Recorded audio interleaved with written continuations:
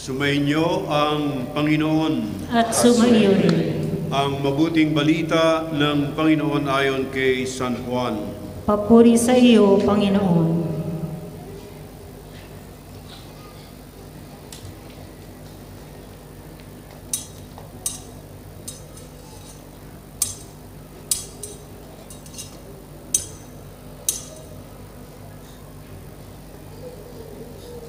Sinugo ng Diyos ang isang taong nagngangalang Juan. Naparito siya upang magpatotoo tungkol sa ilaw at manalig sa ilaw ang lahat dahil sa patotoo niya. Hindi siya ang ilaw, kundi naparito siya upang magpatotoo tungkol sa ilaw. Nang suguin ng mga Hudyo sa Jerusalem ang ilang saserdote at Levita upang itanong kung sino siya, sinabi ni Juan ang katotohanan. Sinabi niyang hindi siya ang Mesiyas. Kung gayoy sino ka? Tanong nila. Ikaw ba'y si Elias? Hindi po, tugon niya. Ikaw ba ang propetang hinihintay namin? Sumagot siya, hindi po. Sino ka kung gayon? Tanong nila uli. Sabihin mo sa amin para masabi namin sa mga nagsusunod sa amin. Ano ang masasabi mo tungkol sa iyong sarili? Sumagot si Juan, ako ang tinig ng isang sumisigaw sa ilang. Tuwirin ninyo ang daraanan ng Panginoon. Ang propeta Isaías ang may sabi nito. Ang mga nagtanong ay sugo ng mga Pariseo. Muli nilang tinanong si Juan, bakit ka nagbibinyag? Hindi pala naman ikaw ang Mesiyas, ni si Elias, ni ang propeta.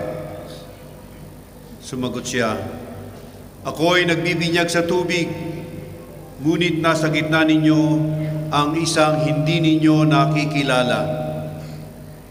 Siya ang susunod sa akin, subalit hindi ako karapat-dapat magkalagman lamang ng tali ng kanyang panyapak. Ito'y nangyari sa Betania, sa ibayo ng Jordan na pinagbibinyagan ni Juan. Ang mabuting balita ng Panginoon. Pinupuri ka namin, Panginoong Jesucristo. Tayo po ay magsimpo.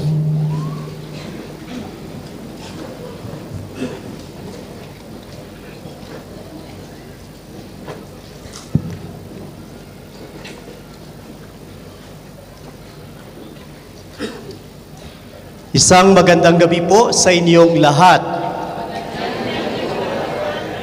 Parang matamlay ang inyong gabi ngayon. Magandang gabi po sa inyong lahat. Parang galit naman kayo ngayon. May isang tanong lang po ako sa ating lahat na nandirito ngayon. At ang tanong ay ito, masaya ka na ba sa buhay mo? See? Para kayong ahas. Masaya na ba tayo sa buhay natin? Hindi kayo marinig. Masaya ka na ba sa buhay mo? Mga kapatid, yan ang ating tatalakayin sa ikalawang simbang gabi po natin. Paano ba magiging masaya ang isang Kristiyano?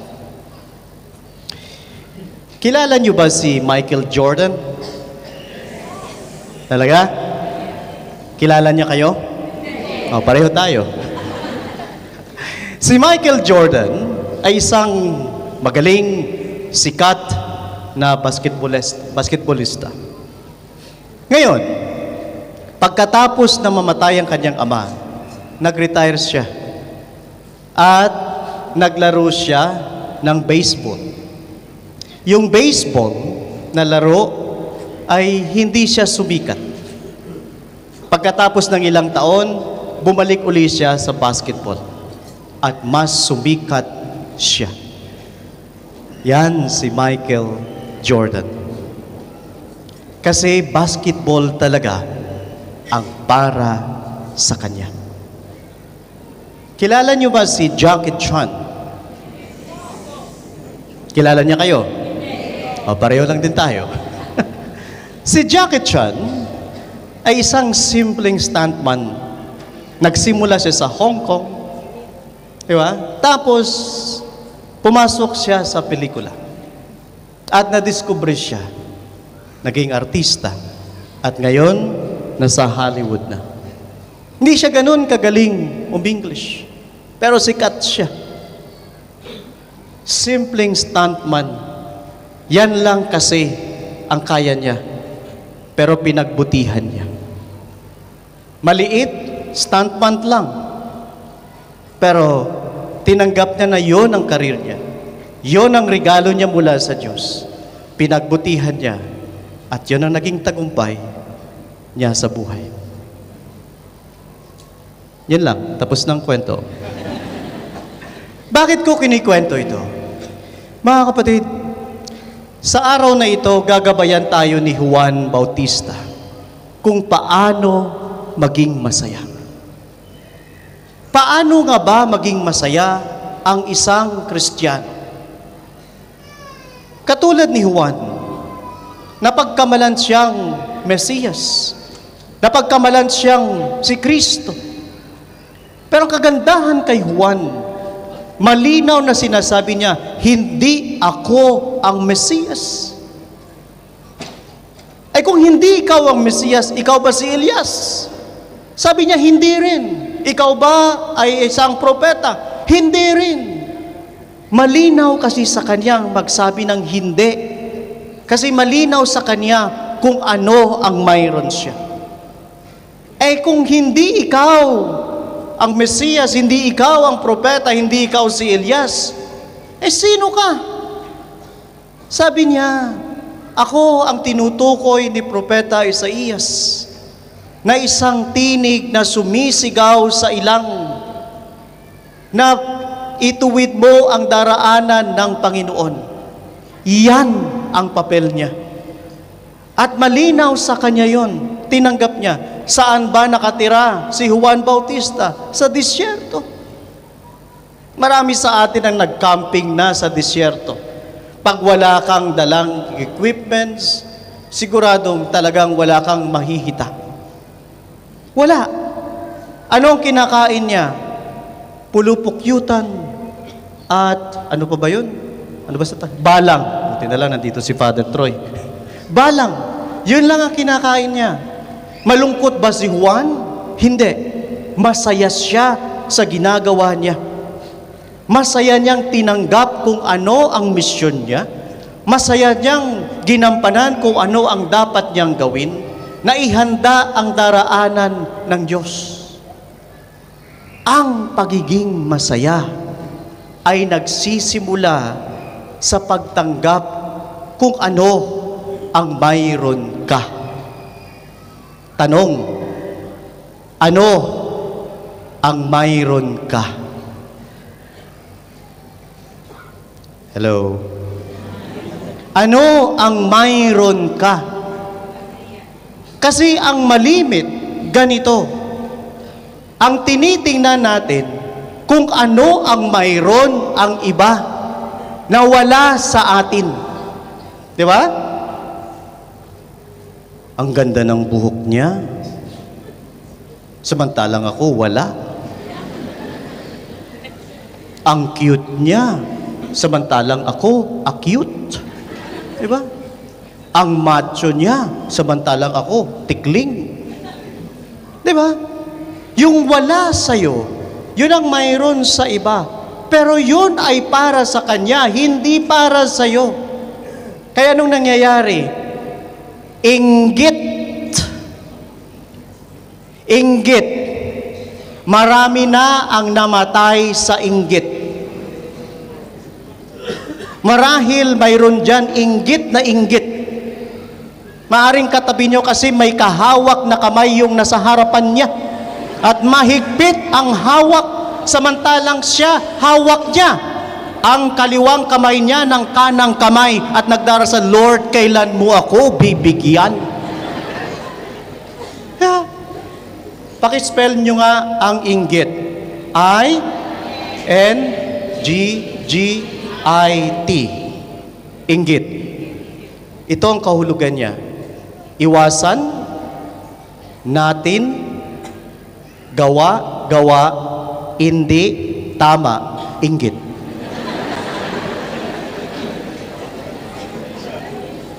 Yan ang ibig sabihin ng inggit. Huwag kang gagawa ng masama sa kapwa mo. Kasi sa sobrang inggit mo, makakagawa ka ng masama. Sisiraan mo siya.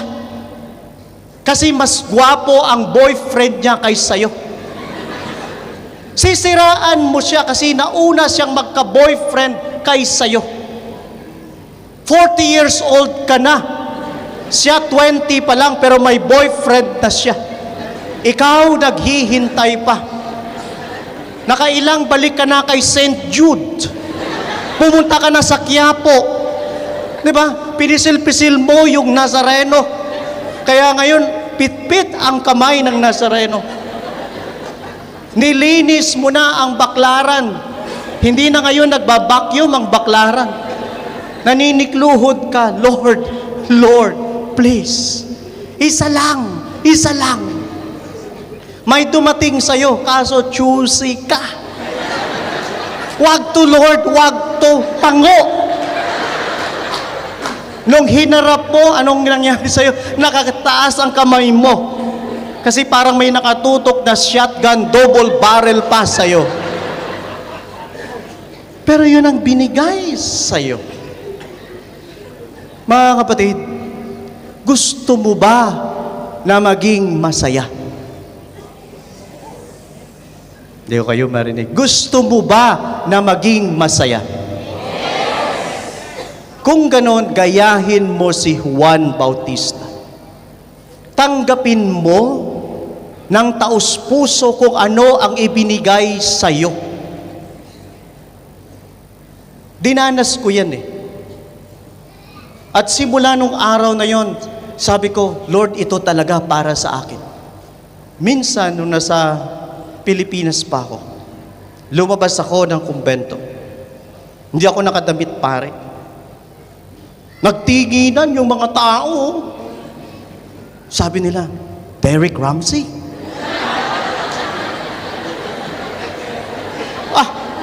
Sabi ko, no, Father Chito. Simula noon, kontento na ako sa buhok na ito. Derek Ramsey. Pag naka-side view lang. Tanggapin mo kung ano ang ibinigay ng Diyos sa iyo. Pagkatapos noon, pag-ibayuhin mo, pagbutihan mo, at wag na wag mong ikukumpara ang sarili mo sa iba. Kasi kapag sinimulan mo nang ikumpara ang sarili mo sa iba, ang makikita mo kung ano ang mayroon sila na wala ka. Lagi ka na lang nakatingin sa kapitbahay nyo. Buti pa sila bago ang sofa. Buti pa sila maganda yung pamilya nila. Buti pa sila hindi nag-aaway ang magulang nila. Sasabihin ko sa iyo, 1 buwan pa, nakatira ka na sa kapitbahay nyo. Kasi yun ang gusto mo. Pero hindi mo nakikita kung ano ang mayroon ka. Yes, totoo yun. Yung kapitbahay mo, maayos ang buhay nila. Kasi nagsumikap silang ayusin yon. Sa pamilya na kinabibilangan mo, posible na ang tatay mo lasenggo. Posible ang nanay mo chismosa. Posible ang mga kapatid mo ay palaboy. Pero natanong mo ba sa sarili mo, bakit ba ako nandito sa pamilya na to? Kasi baka ikaw ang idinala ng Diyos para ayusin ang pamilya na yan. Kung aasa ka sa kanila, sino pa ang aasahan nila? Posibleng sila ang umaasa sa iyo.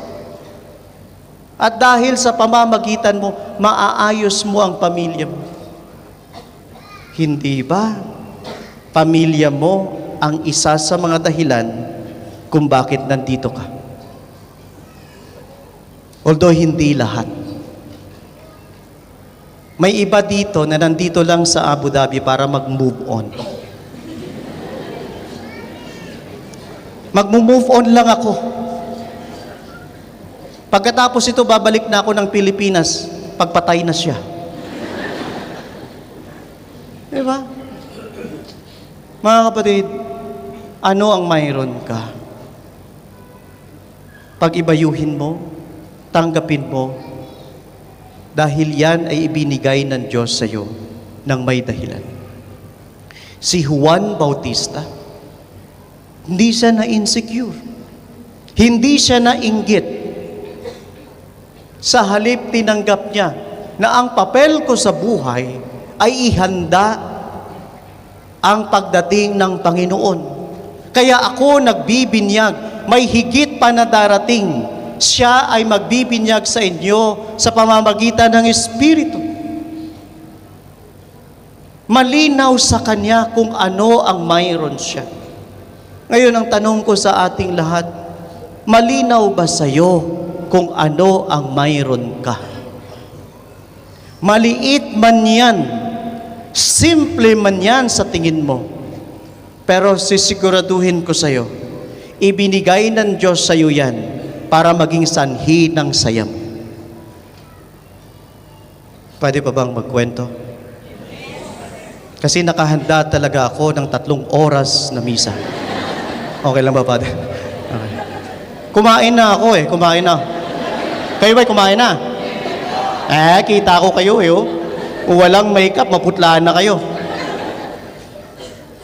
True story to. May tita ako. Siya ay asawa ng kapatid ng nanay ko.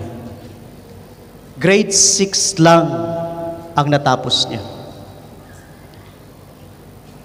4 ang anak nila. Nagka-college na yung 2. Biglang na-stroke yung uncle ko. Talagang stroke. So hindi na makapagtrabaho, alagain. Isa lang ang alam ng tiyahin ko, ang magluto. Ang magluto. Ay talagang napakasarap niyang magluto, kitang-kita sa mga anak niya. Hindi sila patangkad, palapad.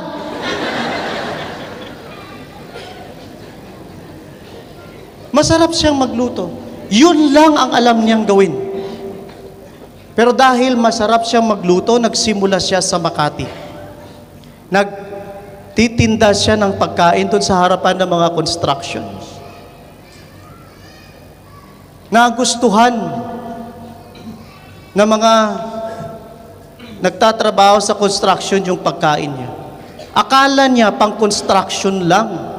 Kasi kapag kumakain yung mga nagtatrabaho sa construction, ang lalakas nila. So nasasarapan. So hanggang nakatapos yung 2 anak niya.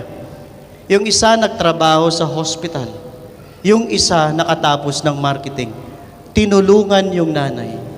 Nag-put up ng maliit na restaurant. Lumaki ang restaurant, pero hindi ganun kalakas ang bentahan. Ang ginawa, nag-cater. Doon lumakas.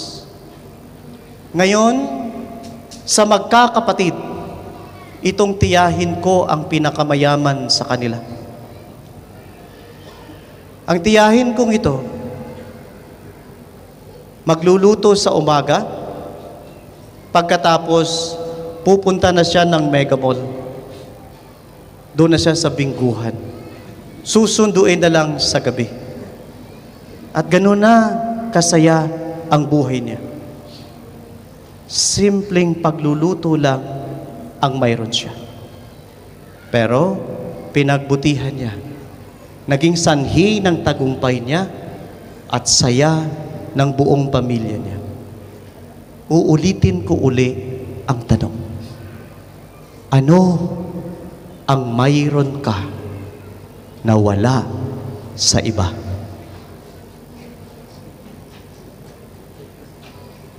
Hello? Ito. Okay ka lang? English pala to. How are you? How do you do? I'm sure. Okay. Mga kapatid, ito yun. Simulan mo kayang tingnan kung ano ang mayroon ka at pag-ibayuhin mo. At wag na wag mong ikukumpara ang sarili mo sa iba. Kapag tanggap mo na ang sarili mo, sisiguraduhin ko sa'yo, mas madali ka nang makihalubilo sa ibang tao. Kasi masaya ka na at komportable ka sa sarili mo. Dahil sasabihin mo, ito ako, yan ay sila. Ito ang mayroon ako, yan ang mayroon sila. Dati, insecure na insecure ako sa bangs ko. Sinubukan ko na ang lahat ng paraan. Pinre-over ko na to. Walang nangyari. Nakita ko yung nanay ko, nag-aalaga ng orchids. Kinakausap niya yung orchids. Hoy, mga orchids, bigyan niyo naman ako ng bulaklak. Aba, pagkatapos ng isang linggo, may bulaklak yung orchids. So ako naman, kinausap ko rin yung mga buhok ko. Sabi ko, pareho ako. Wala po akong asawa, wala po akong pamilya, nag-iisa lang ako. Kayo lang ang kasama ko. Wala namang iwanan. Pero pagising ko sa umaga, may mga suwail na naiwan sa unan. Sinubukan ko rin yung shampoo ng kabayo. Walang nangyari. Walang nangyari. Maliban sa bumilis lang ang takbo ko. Sinubukan ko rin yung aloe vera. Alam niyo ba yung aloe vera na halaman? Ayun. Sabi kasi nila, balatan mo yon, kiskis mo sa ulo mo, at panatilihin mo ng isang gabi. Kaso ang baho. Super baho talaga. Kaya natulog ako na may bulak sa ilong ko para hindi ko lang maamoy. Ba effective? Tumubo. Tumubo yung aloe vera, nagkaugat dito. Eh di nagbuka akong paso. Mga kapatid, tanggapin mo lang kung anong mayroon ka. Kaya simula noon, sabi ko, ito na talaga ako. Derek Ramsey. Maliit na version. Gusto mo na maging masaya? Katulad ni Juan Bautista. Simple lang ang tinuturo niya sa atin. Tanggapin mo ang sarili mo. Tanggapin mo kung anong ibinigay ng Diyos sa iyo. Tanggapin mo kung ano ang plano ng Diyos sa iyo. At pag-ibayuhin mo, pagbutihan mo. Dahil yan ay maging sanhi ng tagumpay mo at maging sanhi ng saya mo sa buhay. Sana, mamaya, sa pagbibigayan ng kapayapaan, masaya ka na. Masaya ka nang nakangiti kapag nag-peace be with you. Kahit pustiso ang ngipin mo, tanggapin mo. Yun na talaga ang ngipin mo. Unless gusto mo ng original na ngipin ng baka. Ngumiti ka at maging masaya, mga kababayan ko. Dahil yan lang ang isang sekreto na ibinigay sa atin ni Juan Bautista. Tatapusin ko na yung homily ko. Kasi yung iba sa inyo, muli padaos-dos na sa inuupuan nyo. Bago pa kayo mahulog dyan, ay tatapusin ko na dito. Tapos na po ako. Tumayo na po kayo. Hindi tayo matatapos ito.